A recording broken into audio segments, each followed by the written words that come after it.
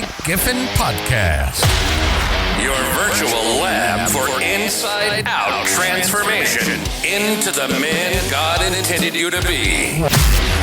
Here, we use modern psychological concepts and spiritual tools to help you align your mind and machine to dominate your God-given mission. So put your purses down and your excuses away. Here's your coach, Jake Giffen. Welcome back. Well, look, I don't know, man. You know, I've been putting a lot of thought into lately. What most churches are missing, what men are missing, what most churches are missing, not missing. Like, you know, we study the Old Testament, we study the New Testament. We look at the scope of everything in terms of kind of like a modification of behavior.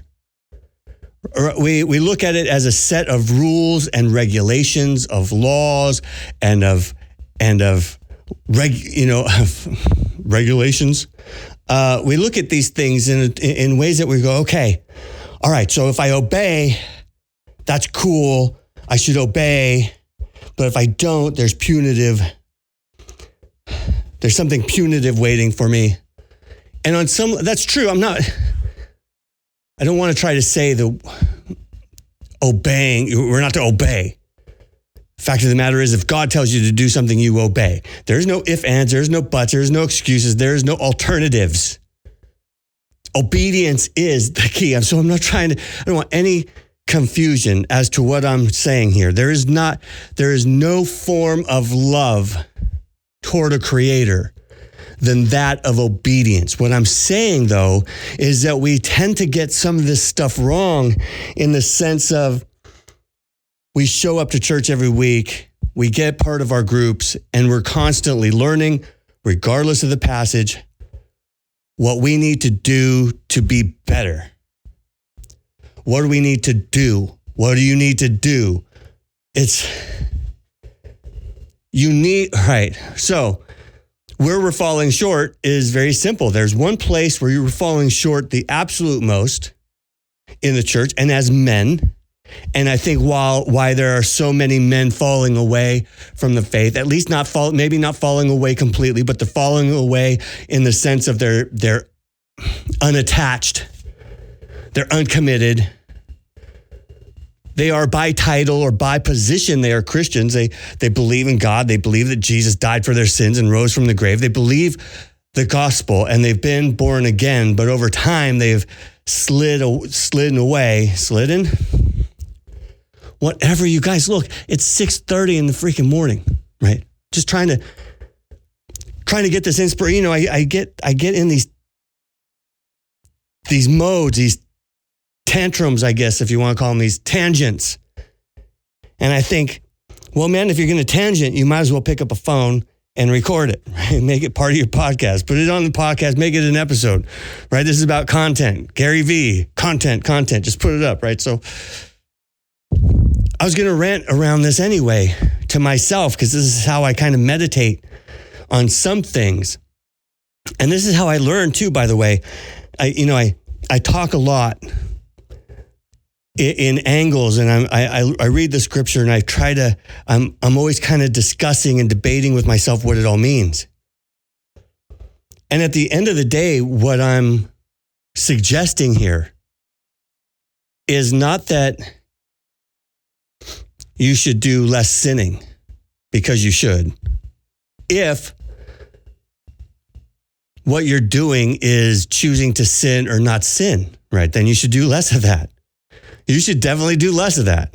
That whittles away your spirit. That whittles away your soul. That whittles away at who you are. Now, what's the alternative of doing less of one thing and more of another? Well, this is the key. And that is be more. Be more like God. See, when we talk about the antithesis of what God is, that's what sin is. Sin is doing things in a way that God wouldn't do them. Representing situations in a way that God wouldn't represent it, behaving towards people in a way that God wouldn't behave toward them. See, at the core of who we are made in God's image, in his likeness, to be like him. And the only limitations he put on that, really, from what I can tell from Genesis 1 and 2, the only limitations that I can tell that he put on that is that we weren't to know the difference between good and evil. You can see how that knowledge hasn't done us very well. You can see how we haven't progressed in a way that we would have had we not eaten of that tree of knowledge of good and evil. The very act of eating the tree was the unlocking of the knowledge of good. It wasn't the fruit itself, I don't think. I think it was the very act. Because your actions dictate what you believe.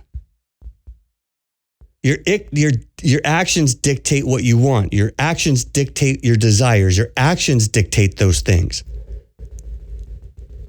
And while Eve was deceived, for one reason or another, Adam decided to partake of that tree, even though he knew. God said not to do it. Now, I don't know what was going through his mind. The wife you gave me gave it to me and I ate. But you knew what it was, bro. You knew what it was. You knew that it was the tree of the knowledge of good and evil. You knew it was the tree that God told you not to eat. You knew what it was. It's not like she just gave you a bite and you're like, oh no, was that poison? That you didn't get tricked, bro. You decided to eat. Now, for whatever reason Adam did that, whatever reason he decided to follow his wife into that. Maybe it was a mind of scarcity. Well, that's an interesting idea, isn't it? As we're just sitting here talking, maybe it was a mind of scarcity. Adam was going through and he's naming animals, and God makes the note that it's not good for for Adam to be alone, so he makes him a wife. Bone of his bones, flesh of his flesh. He takes a rib, he makes him a wife. So that he would have a partner, so that he would have somebody with him to procreate with. And I think it was always in God's plan to do that. But it's interesting that it was Adam and it was Eve, and those were the only two humans. So when she ate of the tree of the knowledge of good and evil, I wonder what aspect of scarcity played in Adam's mind. Well, man, there aren't any more women. And I don't want to be alone again. So what do I do? Well, I guess I go with her. So this is often how the devil works, right? Where if he wants to affect a man's relationship with God, he first gets to the wife. The wife then leads the husband away. That is throughout the Old Testament. You see that God's warning to Israel and to Judah, saying, hey, you're going to go into these lands and take these lands. Don't marry their wives. Don't marry their women. They're women with their false gods and their idols. They're going to lead you away. That's how they're used. So you want to have a godly wife. Want to have a godly woman, somebody who fears God. Right. Well, so I wonder how much scarcity played a role in Adam's decision in the garden to follow his wife. And I guess I wonder how much scarcity plays a role in the man's life today when he decides that he's going to sin, when he decides that he's going to destroy his spirit, destroy his connection with God, destroy his connection with his wife, destroy his connection with his kids, when he decides he's going to watch porn, when he decides he's going to lie and cheat and steal, when he decides that he's going to hide from God, when he decides he's not going to read or pray or fellowship, when he decides that he's going to separate himself completely from the power of God in order to live an indulgent life in the shadows, and everything else will perish along the way. And it'll happen so slowly that he won't even notice that it's slipping from his grip. And at some point, his wife will somewhat know, something's wrong, will not understand what it is, and she'll take it personally, and a rift will emerge in the center of their relationship, and nobody will really be able to tell what's happening. Maybe he can, if he's being honest with himself. If he's being honest with himself, he's going to say, well, my relationship with God is suffering. I've neglected the word of God. I've neglected the fellowship, and I've neglected worship. I've neglected every element of spiritual discipline that connects me and grows me and develops me and evolves me into the image of God. I've neglected all of it, and I've given myself completely over to the animal and the sin combined equal the monster, and the monster is consuming me, but not as a monster would. The monster is consuming me subtly, quietly, over a long period of time. It's whittling me down. I start off this relationship as an oak, and I descend into a splinter because the monster decides. The monster decides. I'm an independent man. I do what I want. I don't take orders from anybody. I am alpha, right? And then alpha toothpick, alpha splinter. Because you've separated yourself from the source of life, and you were an oak, you had the position of oak. You had the position of a cypress tree, of a redwood. You had the position of might. And in your mind, you still hold to that position of might, but in reality, you are but a twig.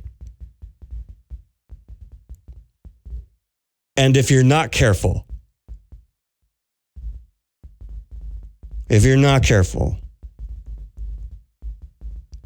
you're going to be thrown in the fire. Unuseful, unprofitable, useless. And maybe that's how you feel. Maybe when you started down that road, it was a scarcity thing. I don't know. Well, you wanted more. You wanted more what? You wanted more money, but there's a limited amount of money in the world, so I have to figure out how to get my share of the money. There's limited customers in my area. I have to figure out I have to fight for my customers. I have to fight against my competition. I have to fight. It's all scarcity mindset, man. And when you're in scarcity, we might as well call it what it is. When you're in scarcity, you're in fear. You're in fear of losing out. You're in fear of not getting what you need. You're in fear. It's fear. You're afraid. People who have food problems, people who eat too much, people who have food addictions, at some point in their psyche is rooted a scarcity of food. They struggled to find something to eat when they were young, so that when food did become abundant, they took advantage of it. And they ate, and they ate, and they ate. And now if they feel any twinge of hunger, that little poor, hungry boy comes back alive and says, "Where's the food at? Where's the food? I need the food. Give me the food. I'm hungry. I'm starving." You're starving? Well, I'm hungry. All right, well, it's okay to be hungry, right? How long can you be hungry and not die? To somebody who is in scarcity, you can't be hungry and not die. You're almost dead. For some people, they didn't get laid until they're, 40. 40-year-old virgin, maybe, whatever. Maybe they didn't get married till they were 40. Some people, they tried so hard. They tried for so long when they were younger, and they never got it. So it became scarce. And they realized, well, if a girl's not going to sleep with me, maybe I do it myself. Oh, well, look at these pictures and look at these videos and look at these magazines or whatever. And so back in the day when it was scarcity and you found alternatives because you were afraid you weren't ever going to get laid, well, now you're married. Now you're married and your wife has a headache. Now what? That little boy comes back and he says, that little pathetic, unlaid boy comes back and goes, oh my gosh, we're not ever going to get laid again. And so, what's rooted back in that young man, what's rooted back in that scarcity-filled, fear-filled young man is picture. Oh, I know how to solve this problem. Pictures. Videos. Perversity. I mean, let's face it, boys. Let's face it. It's freaking weird. It's weird.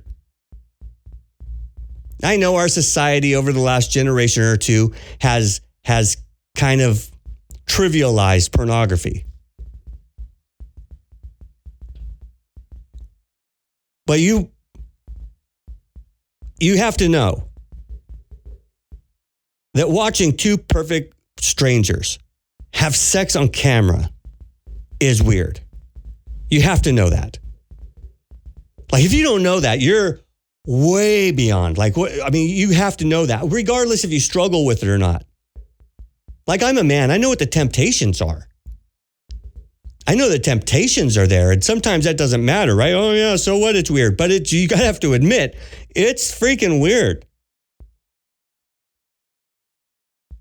It's weird looking at the opposite sex on the other end of a camera, trying to get attention for herself, using her body and appealing to your animal only.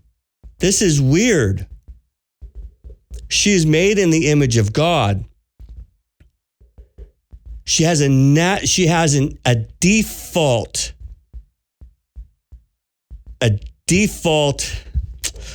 what would you say, identity in the image of God. It's defaulted to her. That is an honor. It is a blessing to be made in the image of God, and God had made her, and you are giving your strength and your attention and your affection to her. An image.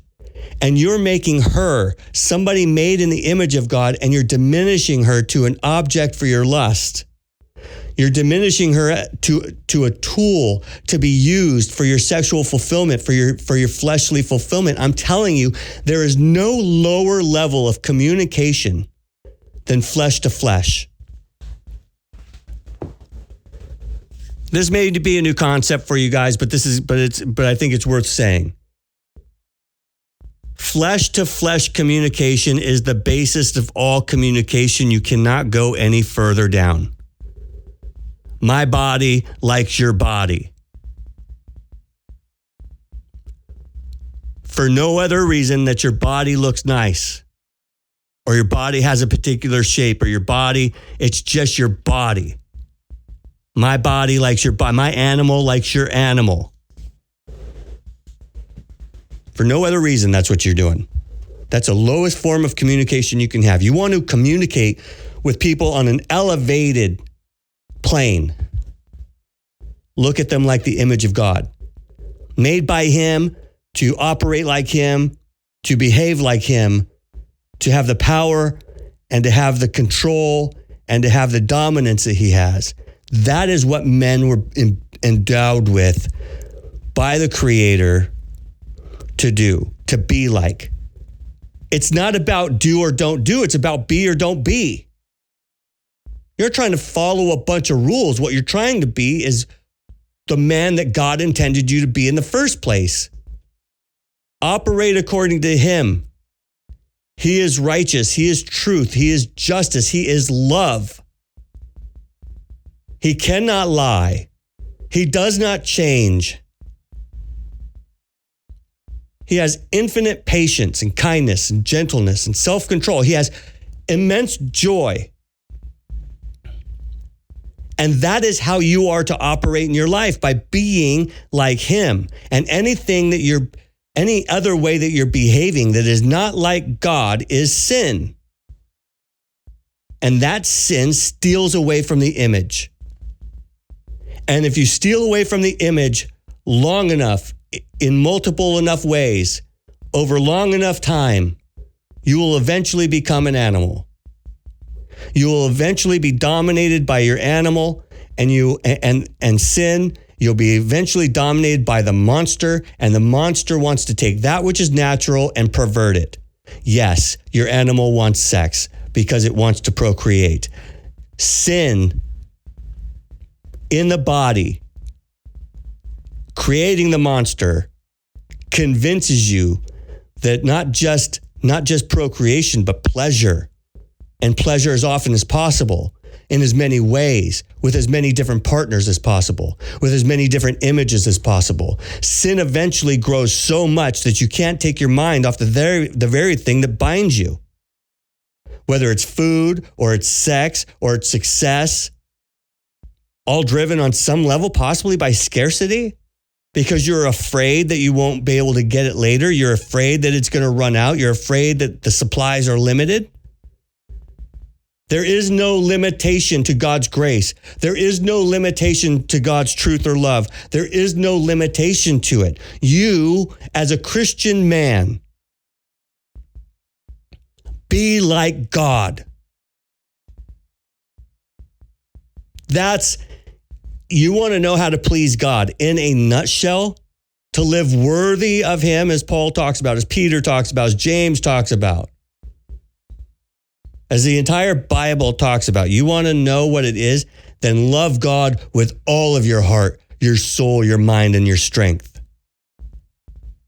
And when you love God, which includes trusting God with everything, there is no scarcity. You know what Adam should have said was, hey, babe, I just can't follow you down this road. God said not to eat that fruit. I'm scared for you. Or he doesn't know what fear is, but no, this is definitely we're definitely unequaled right now, because I'm not going to eat the fruit and you've eaten it. And I'm not sure what the consequences are going to be, but,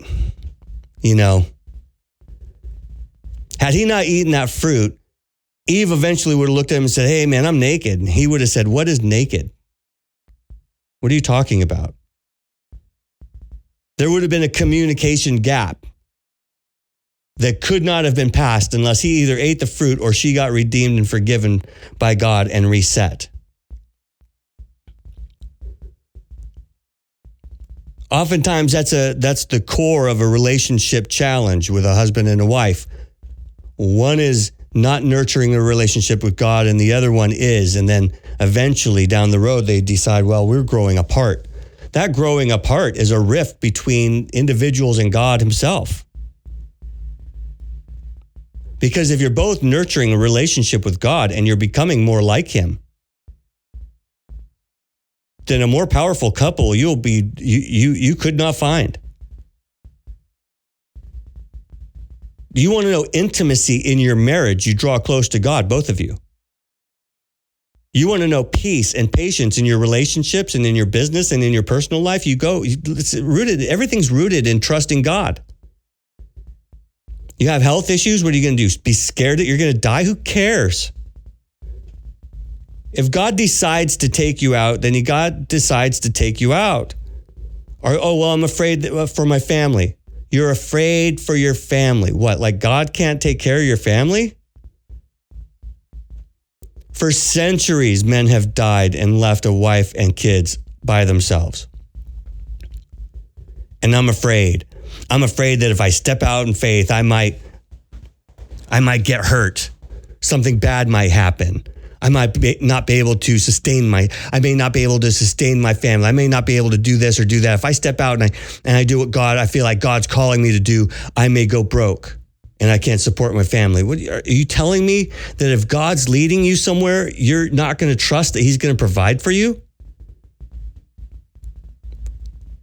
Pastor Chuck Smith, the founder of Calvary Chapel, once said that where God guides, He provides. I believe that.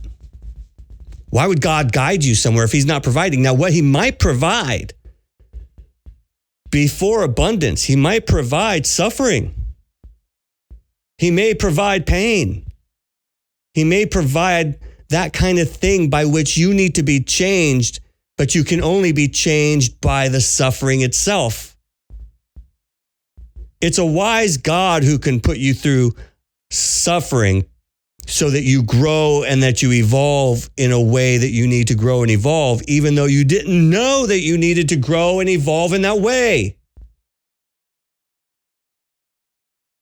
In a close relationship with God, there is no such thing as good and evil that happens to your life if you're trusting Him and obeying Him. If you're walking in a way that is like God, there is no good and evil. There is just relationship. A trusting, loving relationship that says, look, if I know that this sin, I know that lusting after women is wrong. So I am not going to lust after women anymore. And while that's going, maybe for some of you, that maybe that's going to suck for a while.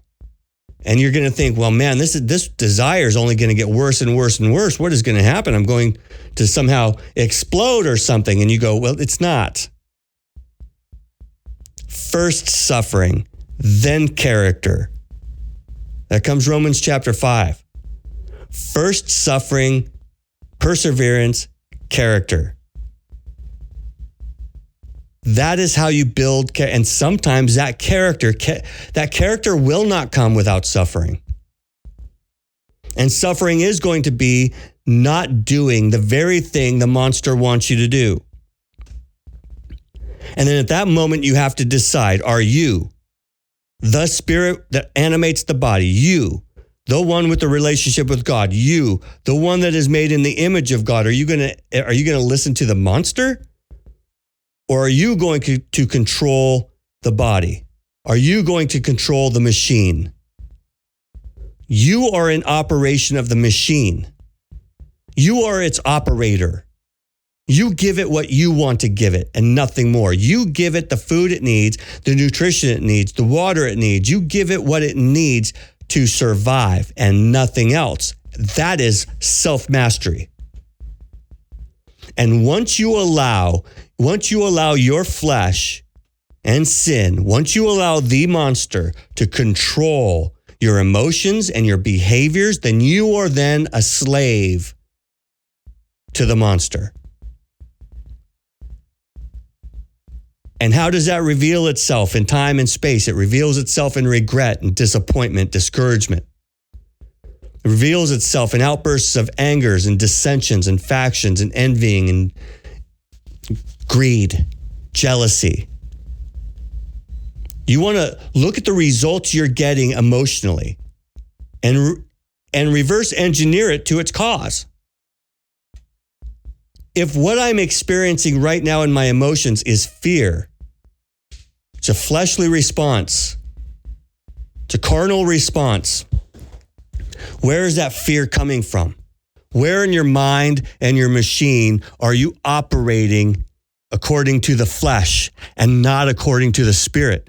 Where in your mind and your machine are you operating from a lack of trusting God, from a lack of loving God? Where? It is somewhere. I promise you, it is somewhere. The emotional results you are getting, being fear, jealousy, envy, lust, greed, whatever. You can reverse engineer that to figure out where the cause is. You're reacting to a stimulus in your life, something in your life from the flesh, and it's causing that result. There's nothing more clear to me than that. You guys want to make it like this complicated thing where, oh my gosh, I don't know how I'm going to obey God. I don't know how I'm going to follow these rules. They're so hard. I'm so horny all the time and I'm so greedy all the time and I just want more. What result is that getting you emotionally? I'm constantly stressed. I'm constantly in distress. I'm constantly wanting more. I'm constantly looking for where I can gain or pursue. I'm constantly. Yeah, dude. Figure it out. This is not, the more you operate from the flesh, the more flesh results you're going to get. to the point where somebody's going to look at you, the man who used to be on fire for God, the man who used to be entrenched in the ministry, somebody who used to be reading and fellowshipping, loving, somebody who used to be powerful, somebody who used to be disciplined, somebody who used to have ambitions towards godly gains, is now lost in this as a slave to the monster. And it's no wonder that people come into your life and ask and suggest, I don't even know him anymore. He doesn't seem himself.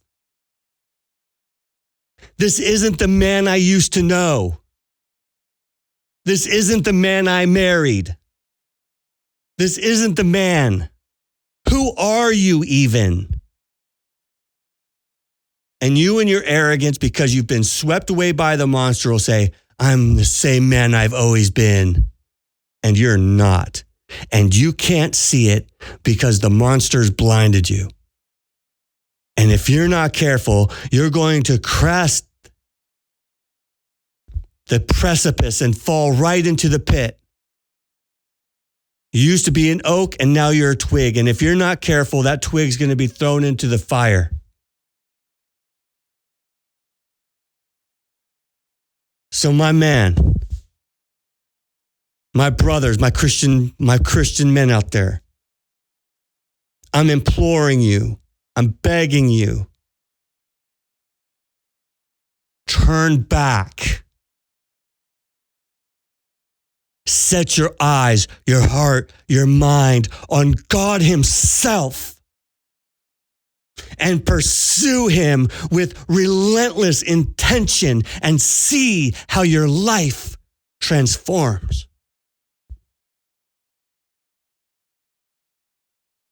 There is no end when the monster has you by your nuts. There's no, I don't know how else to say it, bro. You're a slave to the monster. But Christ is our life. God is our life. When he comes, we will not just die. We will put on life. We will put on further life. You think you're living now? You're not living now. You're dying now as you're subject to this world of sin, as you're subject to the monster, and you're going and you're constantly embedding yourself in the things that are contrary to God. You're not trusting him to get you to where you want to. So you're going to diverge from him and you're going to do it on your own, and you are dying. The mindset on the flesh is death. The mindset on the spirit is life, and it is peace. And even here, as you set your mind and your intentions towards pursuing and obeying God and being more like him and loving like him and trusting him for everything, you gain more life. And if that's not enough, then when he comes, we will be clothed with further life. We don't even know what that means. We don't even know what that feels like, or we can't comprehend what that is. All we know is that it's glorious, and he's promised it to us. And if we believe him, then we can suffer a little bit now to inherit that later. Or you can live by the monster now and die. The choice is yours, and I see it too many of you, too many men out there right now, too many of you out there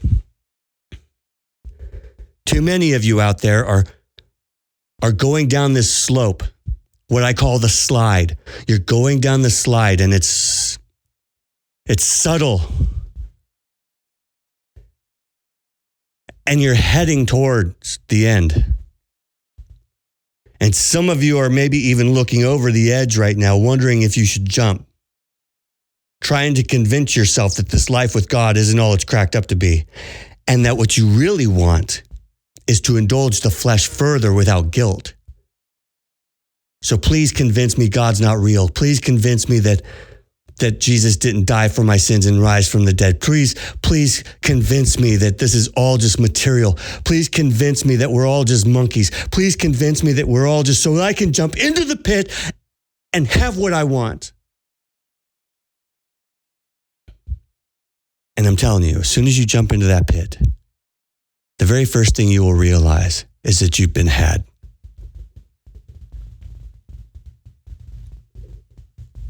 Sin will make it a point to emphasize to you. Once you fall into that pit, sin will make it a point.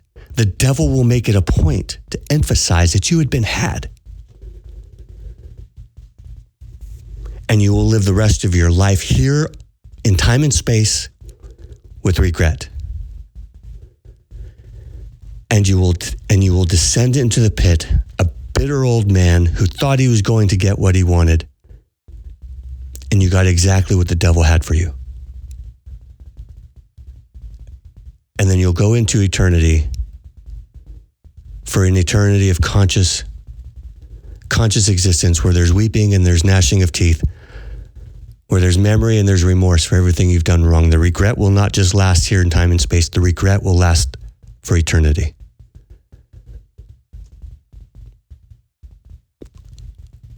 I'm afraid for you guys.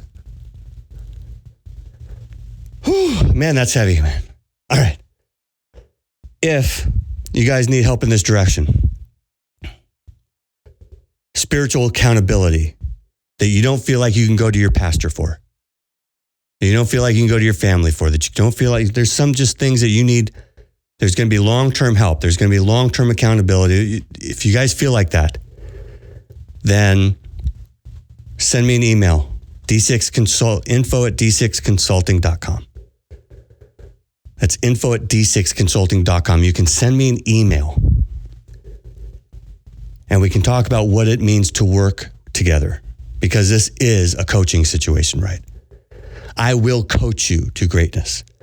I will coach you to spiritual greatness, and I'll hold you accountable to your own goals and your own dreams and your own passion. I will hold you accountable. And you know, as well as I know, that man-to-man accountability, no BS, is what you need. So if that's what you want, hit me up. Otherwise, I hope that this episode finds you well, and I hope that you will take heed to the words therein. Until next time. If you enjoyed this show, make sure to subscribe and leave a review. For more information about Jake, log on to jakegiffen.com and find him on all social media platforms. Until next time, peace and power be yours.